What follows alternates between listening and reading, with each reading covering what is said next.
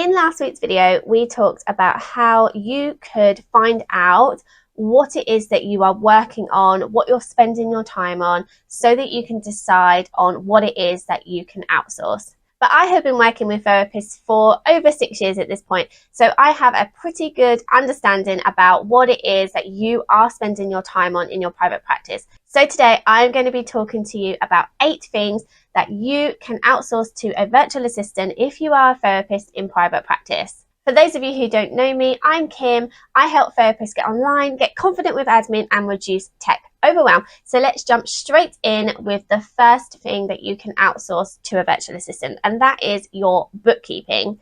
When I first started out as a virtual assistant for a friend of mine who is a therapist in private practice, this is the first thing I did for her, was to manage her revenue and her expenses. So I came up with a spreadsheet that we could record that information, because before then what she was doing was just keeping all her receipts in a folder. So she had physical receipts in a folder by month. It was quite organized, but there was no way of her really knowing how much she was earning each month and how much she was spending. She had some kind of running tally, but it wasn't, on a spreadsheet where she could easily see, okay, this is what I've earned this month, this is what I've spent this month, this is my profit, this is what I should be able to take as a salary. So that is the first thing I started doing for her, and I let her know that I didn't actually need the receipts. All I really needed was access to her bank account. So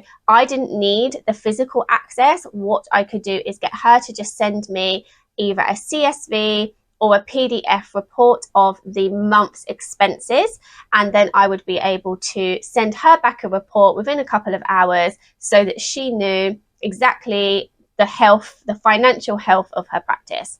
So that is something you can definitely outsource to a virtual assistant. They don't need to have accounting qualifications or anything like that, because they're not actually doing any of the tax return for you. It's purely data entry. It's copying the information from your bank onto some kind of spreadsheet, or if you are using an accounting platform like QuickBooks or Sage or Xero, they can do their data entry for you there so that you have full understanding of the financial health of your practice. The second task that you can outsource to a virtual assistant is your invoicing. Now, for some of you, you might not think you even have an invoicing process. You might just ask your clients to pay before the session and things like that. I don't personally think that that is a good way to do invoicing in your private practice. I really think that your clients should be getting a physical invoice of some sort. This shows that you are a professional business and that you take what you do seriously. It also helps you keep track of your finances, because if you were ever pulled up by HMRC and they wanted to see, you wouldn't have any proof of why you had this revenue coming in. You'd have to go back over your appointment dates, whether that was in your paper diary or on your Google Calendar. So having those invoices created can save you a lot of time and hassle if that does occur. Invoicing also encompasses payment reconciliation as well. So lots of therapists come to me thinking that their clients are up to date with payments and things like that. And then when we look into it, when we go back and do their bookkeeping, we can see that, okay, this client should have paid 12 times and they've only paid 11. So we can see that they're missing a payment. And sometimes that is actually missed by the therapist, because it's really hard to keep track, A, if you don't have a physical invoice, and B, if you're just looking for a payment every time you are seeing a client, rather than actually matching the payments up to an invoice. So it can be really helpful to have somebody do that for you, not only for HMRC and your records, but actually so that you don't miss payments or you don't request payments from clients who have already paid, because that also doesn't look very professional. If you're looking for a payment and you miss it and you say to the client, I haven't received your payment this week, can you pay me? And they say to you, well, I have paid it. I paid it on this day. And then you have to go back to your bank and look, and you're like, oh yeah, sorry. So getting rid of that side of things to somebody else, and that they're checking them all off and they can give you a report at the end of the week or the end of the month, can be really helpful. I do have a freebie all about invoicing in private practice, the pros and cons of different ways. So I'll link that in the description if that's something that you would benefit from. The third thing that a virtual assistant can help you out with is inbox management. So you can defer all of your new client inquiries and things like that to a virtual assistant because they are probably more likely to be able to respond to a client or a potential client faster than you will. You are in sessions all day and you only have a brief amount of time that you'll look in your inbox, whereas a virtual assistant's job will be to maintain the inbox, and that will include new client inquiries. As I've mentioned previously on this channel, a lot of people, when they are looking for a new therapist, will email multiple therapists. It won't just be you. So the quicker that that person can get a response, if you have space, the more likely you are that you're going to get an introductory call with them or get them booked in for their first session. And a VA can easily do this for you. If they have access to your diary, they can see what space you have and they can get them booked in for that intro call without you even seeing the email. If that seems like you're losing control a bit, what they can do is that they can record client inquiries on a master client list. Again, I have a freebie for that. I'll leave that in the description, and they can easily report to you what inquiries you've had, and you can tell that VA, yes, I want to see that person, book them in for this time. Yes, I want to see this person. No, this one isn't a good fit. Refer them to this person, or just say, I'm really sorry, I don't have space at the moment. So it's much easier for you to just reply to a VA about client inquiries rather than replying to the client themselves, and the VA can do that for you. They can also manage your inbox with regards to clients that want to cancel or reschedule their sessions and many other things. You don't have to give them access to your actual inbox. You can give them a PA at your business and refer everyone to that email address initially. That will then cut down the amount of emails that you are personally getting as well, which will reduce your admin time in your inbox. The fourth thing you can outsource to a virtual assistant in private practice is your diary management. Now, this does mean you have to relinquish some control over that, but what you should give a virtual assistant is an outline of your schedule. So you will say to them, these are the days and times I want to work. This is the amount of clients I will see in one day, and then they can manage your diary with regards to that.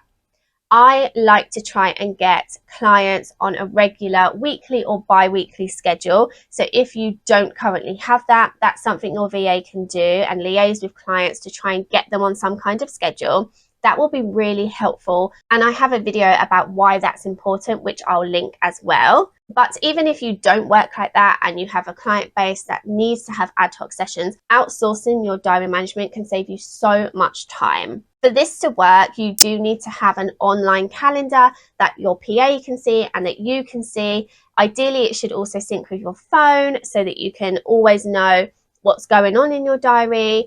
And there should be some kind of rule where you can't book somebody in with less than 24 hours notice or something like that, so that you can check your diary at the end of a day for the next day or at the beginning of a day and see who it is you're seeing, and you can bring yourself up to speed with that client. The fifth thing you can outsource is report writing. Now, obviously, you will have to do the report yourself. You'll have to do the client updates.